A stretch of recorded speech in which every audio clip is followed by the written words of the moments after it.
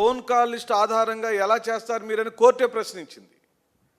వీరిచ్చిన charge షీట్లో ఈ మద్యం కేసు అనే అంశం మీద ఛార్జ్ షీటు సిట్టు వేస్తే 21 తప్పులు పట్టుకుంది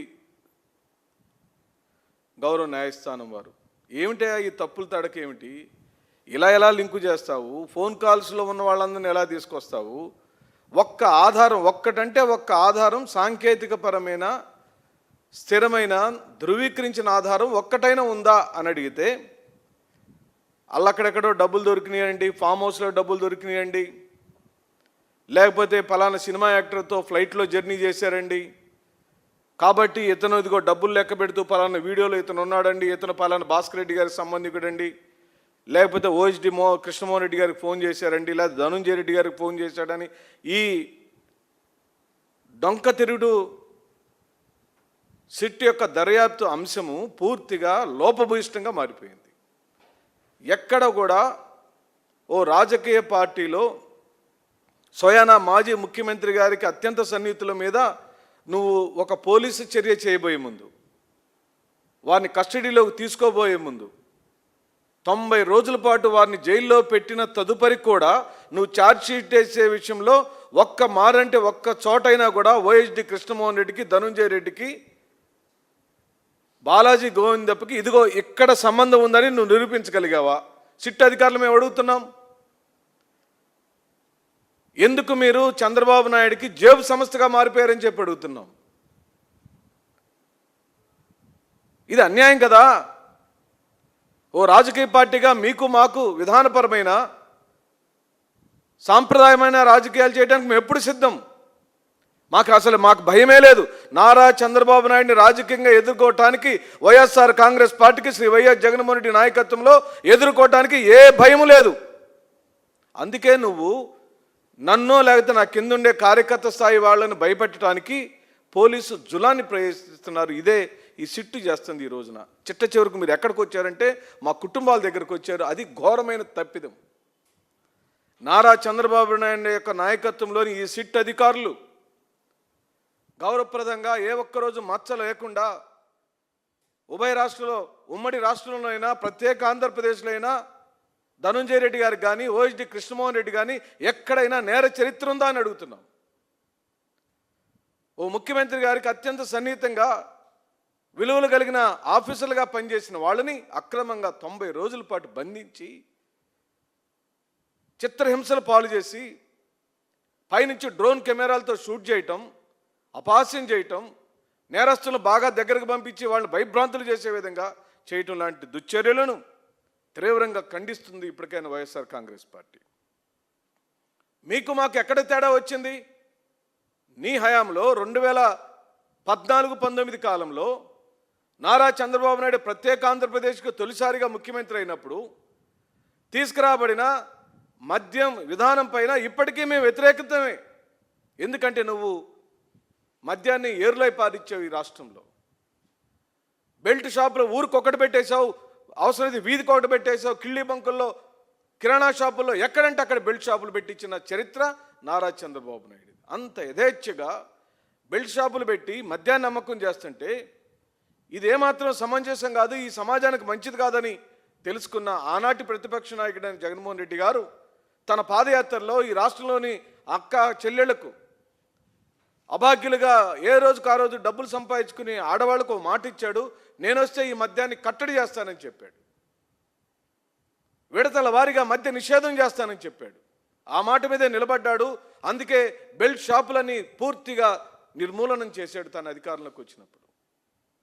అక్కడే వచ్చింది మీకు మాకు తొలి ఫైట్.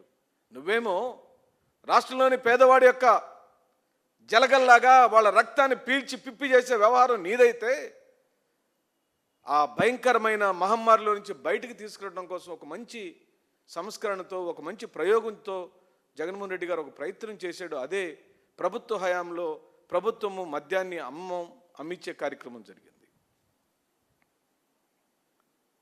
నీ హయాంలో అనగా నారా చంద్రబాబు నాయుడు హయాంలో పూర్తిగా ఆ రోజు కూడా సిండికేట్ వ్యవస్థను తెచ్చావు.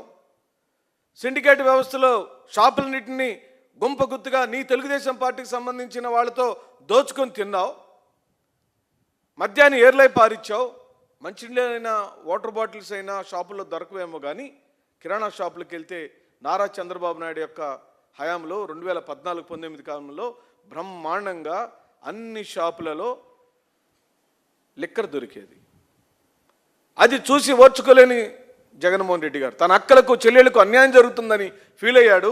ఎట్టి పరిస్థితుల్లో దీన్ని విడతల వారీగా నిషేధం చేయాలనుకున్నాడు. అందుకే అందని ద్రాక్షాన్ని చేశాడు.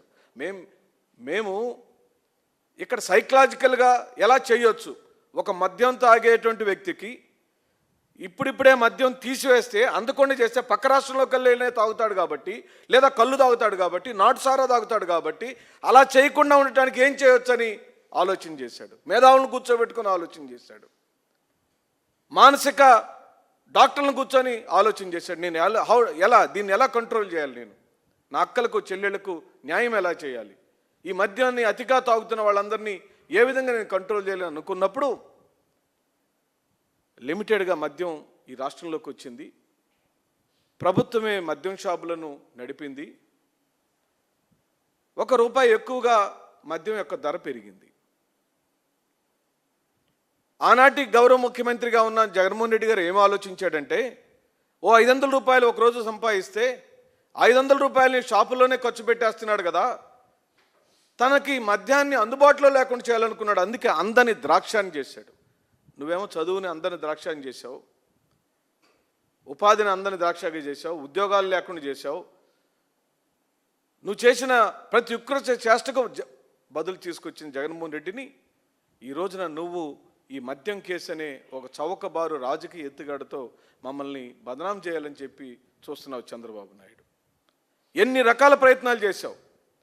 వైఎస్ఆర్ కాంగ్రెస్ పార్టీ విధానాలలో మద్యం విధానం పూర్తిగా ప్రభుత్వమే మద్యాన్ని అమ్మి వేల కోట్ల రూపాయల ఆదాయాన్ని 5 సంవత్సరాల కాలంలో తీసుకొచ్చిన చరిత్ర జగన్మోహన్ రెడ్డి గారిది అయితే, అదే మద్యాన్ని ఈ రోజున మళ్ళీ చంద్రబాబు నాయుడు ప్రభుత్వం 2024 నుంచి ఈ రోజు వరకు జరుగుతున్న ఈ ప్రభుత్వం పూర్తిగా మళ్ళీ ఆ 1924 కాలం లాంటి పరిపాలన తీసుకొచ్చాడు. బెల్ట్ షాపుల్ని యథేచ్ఛగా తెచ్చేశాడు. కావాలంటే సర్వేకి వెళ్దాం రమ్మని చెప్పండి.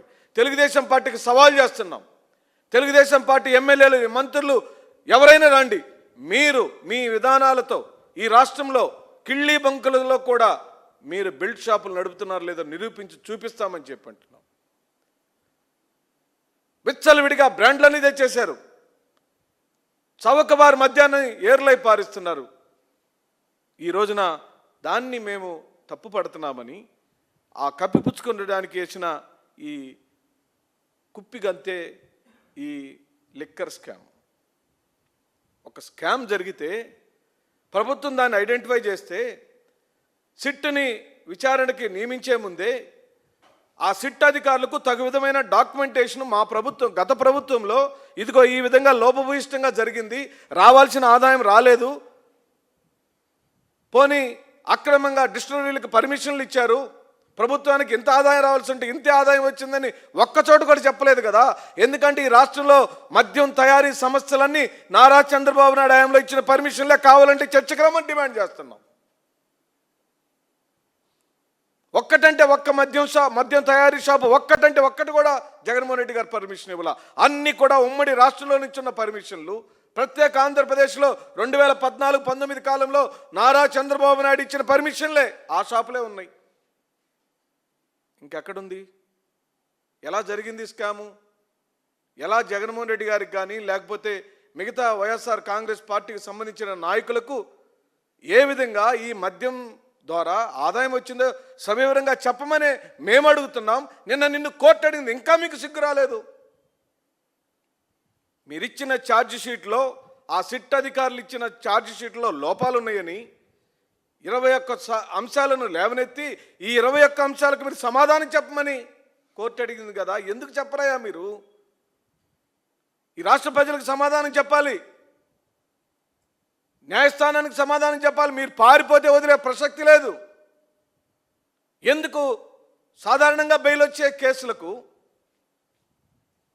రొటీన్గా వచ్చే బెయిల్ కేసులకు 90 రోజుల పాటు 120 రోజుల పాటు కక్ష సాధింపుగా ఇది ఏంటి అని అడుగుతున్నాం. జగన్మోహన్ రెడ్డి గారిని తప్పించి జగన్మోహన్ రెడ్డి గారి ఆఫీసులో ఉన్న ప్రతి ఒక్కరిని తీసుకెళ్ళి నువ్వు జైల్లో పెట్టావు. నీ అధికార జులాన్ని ప్రదర్శించావు నారా చంద్రబాబు నాయుడు. ఇది చరిత్ర, నువ్వు రాసి పెట్టుకో. నీకు తిరిగి మళ్ళీ అది తిరిగి నీ దగ్గరకు వస్తుంది.